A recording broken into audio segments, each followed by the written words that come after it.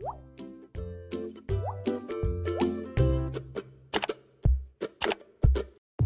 telah melakukan perbuatan tidak terpuji atas video yang terjadi di Pemandian Cikoromoi, Pandeglang. Perbuatan kami tidak patut untuk dicontoh. Kami berdua mohon maaf yang sebesar-besarnya kepada seluruh warga masyarakat atas perbuatan tersebut. Kami berdua sangat menyesal dan tidak akan mengulangi lagi perbuatan tersebut. Sekian, terima kasih.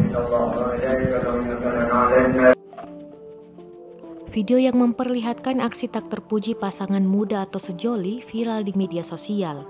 Belakangan diketahui rekaman diambil di Permandian Cikoromoi, Pandeglang, Banten. Sedangkan waktu kejadiannya berlangsung saat lokasi permandian tengah ramai pengunjung pada Minggu 16 Mei 2021 lalu.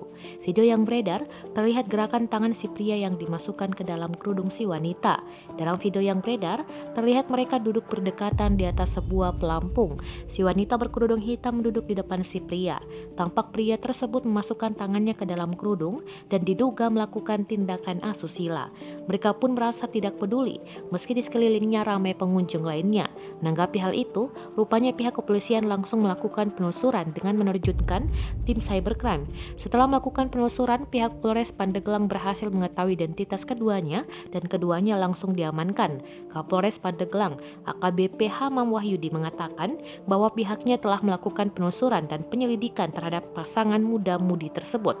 Dua pasangan muda-mudi itu telah dibawa ke Mapolres Pandeglang untuk dimintai keterangan lebih lanjut.